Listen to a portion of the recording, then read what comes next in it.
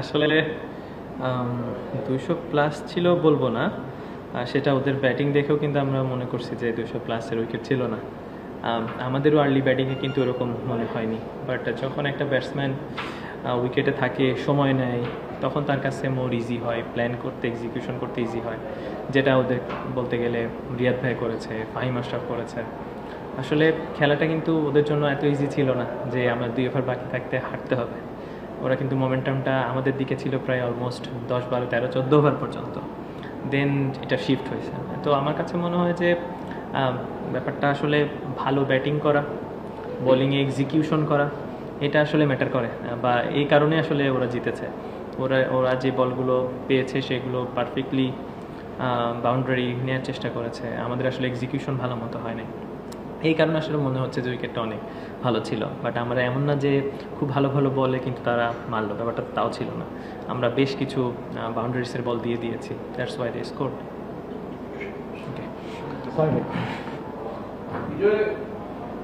যখন রানটা হয়ে গেল এরপরে কি আপনার কাছে, বা যখন ওদের 5টা উইকেট নিয়ে নিলেন, তখন কি একটু মনে হচ্ছিল যে মানে আওয়ার গেম, মানে তখন কি একটা একটু শিথিল্য চলে আসছিল কিনা, মানে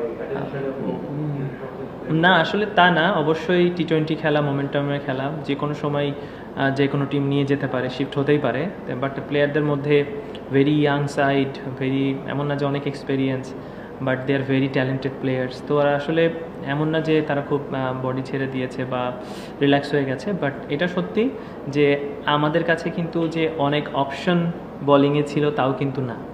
আসলে একটা ক্যাপ্টেনের কাছে যখন অপশন থাকে, আপনি যদি বরিশালে চিন্তা করেন বা যে কোনো টিমের চিন্তা করেন, তাদের হাতে বোলিংয়ের অপশন কিন্তু অনেক, তারপরেও কিন্তু তারা 190-95 আমরা করতে পেরেছি। সেখানে আমাদের কাছে কিন্তু বোলিংয়ের একটা লিমিটেশনস আছে, এটা আপনারা সবাই দেখেছেন। তো সেখান থেকে আমরা একটা অলরেডি ফরেনে একটা কম নিয়েও খেলছি, যেখানে একটা অলরাউন্ডার থাকতেই পারতো। তো আমার মনে হয় একটু অবশ্যই বোলিংয়ের একটু এক্সপিরিয়েন্সের ঘাটতি আছে, আদার দেন তাসকিন, ই বোলিং এক্সেপশনালি ওয়েল। ওর সাথে যদি কোনো একটা বোলার ভালো একটা এক্সিকিউশন করতে পারতো, ভালো একটা 4টা ওভার শেষ করতে পারতো, আমার মনে হয় গেমটা আমাদের কাছে থাকতো। বিজয়, আপনাদের যেটা বলছিলেন বোলিংয়ের ঘাটতি, তাসকিন ছাড়া এরকম মানে স্কোয়াডে কি মানে বিকল্প কেউ আছে, বা আপনাদের ওই জায়গায় বিশাল একটা ঘাটতি আছে? আসলে বিশাল ঘাটতি বলবো না, এরা সবাই কিন্তু আসলে পারফর্ম করেছে। আসলে শফিউল ভাই দেখেছি আমরা লম্বা সময় ধরে বাংলাদেশ টিমে খেলেছে, এক্সপেরিয়েন্স। আমরা মোহর শেখ যে আছে, সেও কিন্তু এনসিএলে ভালো বল করেছে, সুইং করাতে পারে, ডোমেস্টিকে ভালো করেছে। মৃত্যুঞ্জয় কিন্তু আপকামিং খুব ভালো একটা শেপে ছিল, বিপিএলের একটা এক্সপিরিয়েন্স আছে, এনসিএলও ভালো করেছে। আসলে আমরা যারা আছে তারা যে খারাপ করে টিমে আছে ব্যাপারটা তা না, they are performer, they are well capable, but বিপিএলের মতো মঞ্চে আসলে সব টপ প্লেয়ারদের আসলে জায়গা এখানে হয়। তো সেখানে আসলে অনেক সময় এক্সপিরিয়েন্সের কারণে অনেক সময় এক্সিকিউশন হতে পারে না, বা ক্রাউডের প্রেশার থাকে। আমার মনে হয় প্লেয়ার কেউ খারাপ না, বাট আশা করি তারা নিজেদেরকে এখানে শো করবে যে তারা কতটা ভালো। এটা ছাড়া আসলে ক্যাপ্টেনের কিছু করার থাকবে না, বা টিমেরও কিছু করার থাকবে না। আমার হয়তো বা নেক্সট ম্যাচে আপনি একে বাদ দিয়ে আরেকজনকে খেলাবেন, সে কতটুকু প্রুফ করতে পারে, সেটা দেখার বিষয়। বাট আমরা আসলে চেষ্টা করব যেসব প্লেয়ার খেলবে তাদেরকে ব্যাক করার। এছাড়া যদি কোনো প্লেয়ার বাইরে থেকে আমরা আনতে পারি, যদি সেটা বিদেশি হতে পারে বা I don't know local players available কেমন আছে, সেটা নিয়ে আমরা কথা বলবো। লেটস সি এটাকে আমরা কীভাবে ম্যানেজ করতে পারি। লাস্ট ইয়ার ইয়াসির আলীকে বসিয়ে রাখা হতো, ম্যাচ দেওয়া হতো, ম্যাচ পেতে না, পারফরমেন্সের কারণে পেতে না। This year he started very well, একটা 94 রানের ইনিংস।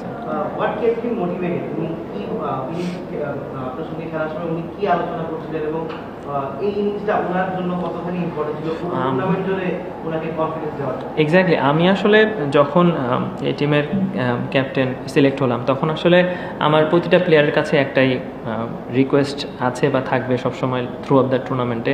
আসলে এখানেই এমন কিছু প্লেয়ার আছে যারা নিয়মিত না, বড় টিমে নিয়মিত খেলছে না, বা ন্যাশনাল টিমে আসতে চায়। সাপোজ আমার ক্ষেত্রেই বলেন, আপনি জিসানের ক্ষেত্রে বলেন, আপনি ইয়াসিরের ক্ষেত্রে বলেন, আকবরের ক্ষেত্রে বলেন, মুরাদ, সো দে আর মানে Mrittunjoy, they are very capable, very close to national side. So তারা সবাই কিন্তু অন্য টিমে গেলে, বা হয়তো যদি রংপুর ধরেন বা বরিশাল ধরেন বা ওরকম যদি টিমে ধরেন, তাহলে কিন্তু ডিফিকাল্ট হবে হয়তো বা ম্যাচ খেলার ব্যাপারটা থাকে অনেক সময়। কিন্তু যখন এরকম একটা টিমে খেলে যারা মোটামুটি একটা ব্যালেন্স টিম, তাদের কিন্তু অপরচুনিটি যে পুরোটা ম্যাচ খেলার বা তাদেরকে একটা জায়গা ফিক্স থাকে। তো আমার শুধু একটা কথাই ছিল যে আসলে প্রুভের অনেক জায়গা আছে যে তুমি কতটুকু ক্যাপাবল। আসলে এই বিপিএলটা তোমাদের জন্য এনজয় করার জায়গা, যে তোমরা বেস্ট আউটকাম দেওয়ার চেষ্টা করো, দ্যাটস ইট। কারণ তুমি ম্যাক্সিমাম ম্যাচই খেলবা, সবাই আসলে জানে যে তারা খেলবে, কাউকে তো আসলে ড্রপ দেওয়ার কোনো ব্যাপারটা ওরকম নাই। তো সে ফ্রি আছে, রিল্যাক্স আছে। আই হোপ এটা একটা মানসিক বাড়তি সাহস দেয়। আপনি যখন এনসিএল খেলে, বিসিএল খেলে বা প্রিমিয়ার লিগ খেলে, তারা কেন পারফর্ম করে? তারা কিন্তু জানে যে আমি এই ম্যাচগুলো টুর্নামেন্ট সম্পূর্ণ খেলবো। 2টা ম্যাচ খারাপ হলে 3টা ম্যাচ খারাপ হলেও কিন্তু তারা কাম ব্যাক করে। একটাই কারণ যে তারা কনফিডেন্স পায় কোচের কাছ থেকে, ক্যাপ্টেনের কাছ থেকে, যে সে থ্রু অফ দ্য টুর্নামেন্টটা খেলবে, তখনই আসলে আউটকামটা আসে। তা আমার মনে হয় ইয়াসির আপ্পি একটা ভালো জায়গা পেয়েছে, 4 নম্বরে ব্যাটিং করবে। আশা করি এটা ওর একটা বাড়তি মোটিভেশন দিয়েছে। আর থ্রু অফ দ্য উইকেটের সময় আমার কথা হচ্ছিল যে যেহেতু 2টা উইকেট পড়ে গেছে আর পিছনে আমাদের ওরকম ক্যারি করার ব্যাটসম্যান নেই, তা আমি চেষ্টা করছিলাম ওর সাথে একটাই কথা যে আমার অনেক সময় 2 রান হোক ওভারে, 3 রান হোক, বাট আমরা ক্যারি করবো ম্যাচটাকে।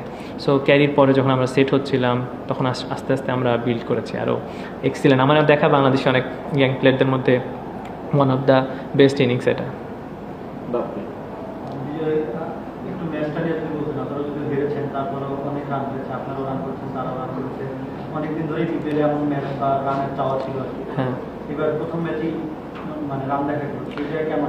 এটা দারুণ ব্যাপার। আসলে ক্রাউড তো এরকম একটা মুহূর্ত আশা করে, সেটার জন্য আসলে আমরা মনে করি যে 2টা টিমকেই ধন্যবাদ জানাতে হয় যে তারা প্রথম ম্যাচ হিসাবে দারুণ একটা শুরু করেছে। বিশেষ করে উইনিং টিম তো উইনিং লুজিং টিমই তো থাকবে আসলে 2টা টিমের মধ্যে। তো সেটা আমরা হয়েছি হয়তো লুজিং টিম, তারা উইন, বাট আমি মনে করি ক্রাউডরা অনেক এনজয় করেছে। আসলে চেষ্টা করব রাজশাহী টিমের যেই প্লেয়ারগুলো আছে তারা যেন এরকম কনফিডেন্স নিয়ে নেক্সট ম্যাচগুলোতে নামতে পারে। আর ক্রাউডের জন্য একটা ভালো ম্যাচ ছিল। আর আমরা দেখে আসছি বিপিএলে কিন্তু প্রথম ম্যাচটা লো স্কোরিং হোক হাই স্কোরিং হোক, এর একটা টানটান উত্তেজনা থাকে। সেটা আজকে হয়তো ব্যতিক্রম হয়নি, বাট এই বছর শুরুটা দারুণ হয়েছে বিপিএলের। আশা করি এটা চলমান থাকবে। আসলে স্লিপ করেছি এইটা আসলে বলবো কাউকে আসলে অবশ্যই দোষারোপ তো করতে অবশ্যই করব না, বাট আমার মনে হয় যে অ্যাজ এ বোলিং ইউনিট আমাদের আরও এক্সিকিউশনের জায়গা আছে। এবং আমার মনে হচ্ছে যে 13-14 ওভার পর থেকে আমার কাছে মনে হচ্ছে আমরা একটু মোমেন্টামটা হারিয়েছি। যখন শাহিন শাহ আফ্রিদি কিছু বাউন্ডারিজ স্কোর করলো, তারপরে ফাহিম আশরাফের সাথে একটা দারুণ ইনিংস খেললো, রিয়াদ ভাই তো থ্রু অফ দ্য ইনিংসেই ম্যাচটাকে দারুণভাবে বিল্ড করেছে। তো আমার মনে হয় এক্সপিরিয়েন্সের একটা ব্যাপার ছিলই। তা আমার কাছে মনে হচ্ছে ওরা যে সময় নিয়েছে ওইখান থেকে আমার মনে হচ্ছে একটু স্লিপ করেছি আমরা।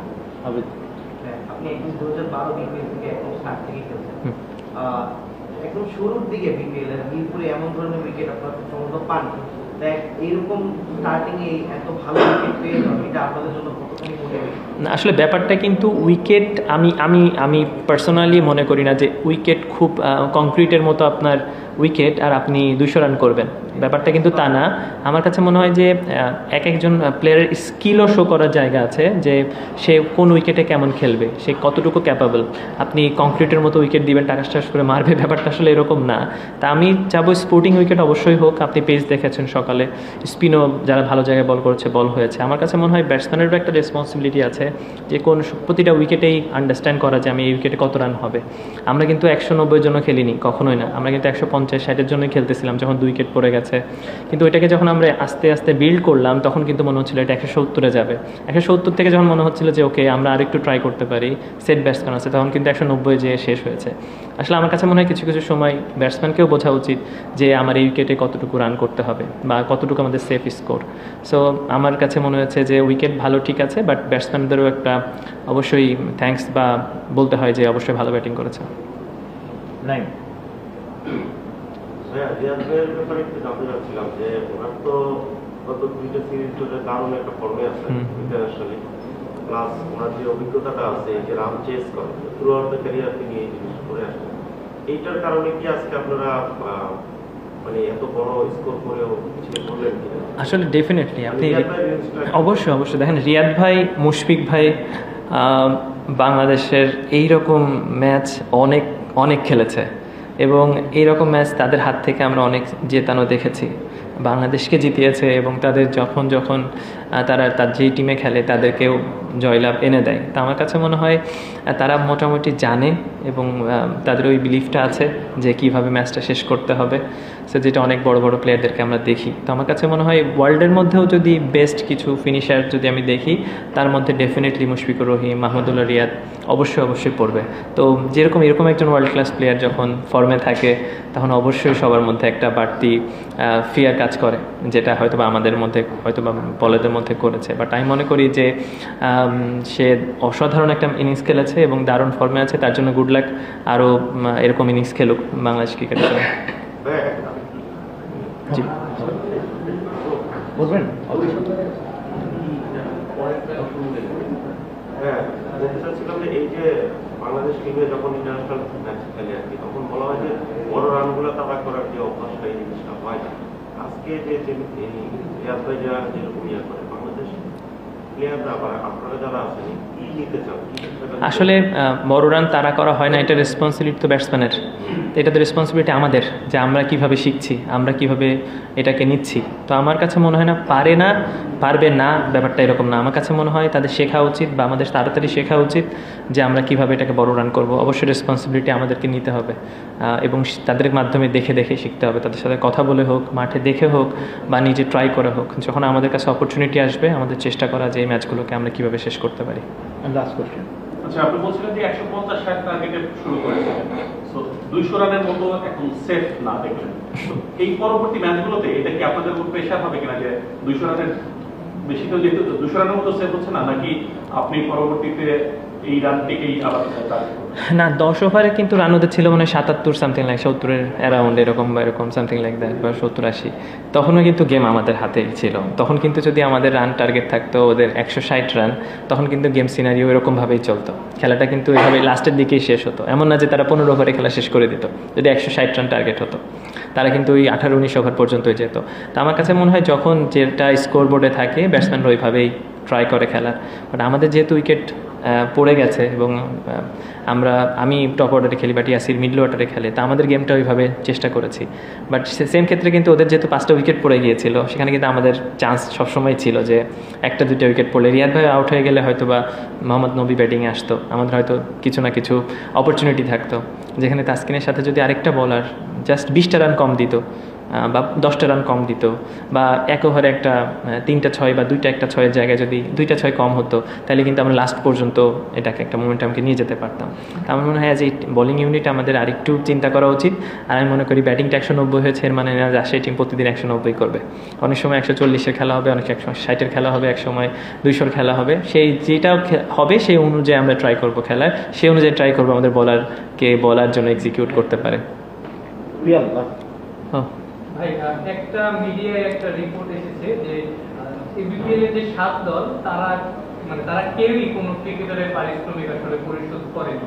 এই ব্যাপারে আপনি একটু জানাবেন যে আপনারা পারিশ্রমিক পেয়েছেন কিনা 50%? না, আসলে আমরা এখনও পাইনি, কেউই পাই নাই। বাট আমার মনে হয় যে শুরু হয়েছে বিপিএলটা, আমরা আসলে কোনো প্রশ্ন বা কোনো কমপ্লিকেশন না তুলি, প্লেয়াররা আমরাও চাই না। আসলে বিপিএলটা সব ওয়ার্ল্ড ক্রিকেটে সবাই দেখে, এরকম কোনো নিউজ না আসুক আমাদের কাছে, বা আমরা দেখতে হয় ওয়ার্ল্ড ক্রিকেটে এভাবে নিউজ আসতেছে কোনো পারিশ্রমিক হচ্ছে না, বা আমরা পজিটিভ ওয়েতে চিন্তা করি। অবশ্যই একটা গোছালো পরিবেশ তৈরি হবে।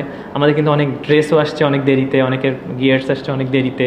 সো বিপিএলটাকে আমরা সবাইকে পজিটিভ ওয়েতে নিতে চাই। অবশ্যই মালিকরা না দিয়ে তো যাবে না, বা বিপিএলের যারা বিসিবি আছে তারাও তো আসলে এটাকে অর্গানাইজ করবে। তো আমরা অবশ্যই পজিটিভ ওয়েতে নিচ্ছি যে হ্যাঁ, সময়ের সাপেক্ষের কারণে হয়তো বা বিলম্ব হয়েছে, আশা করি তারা প্রপার ওয়েতে অর্গানাইজ করবে। ওকে, যাবে। বিসিবি আছে, সেটা বিসিবি আসলে অর্গানাইজ করবে ইনশাআল্লাহ।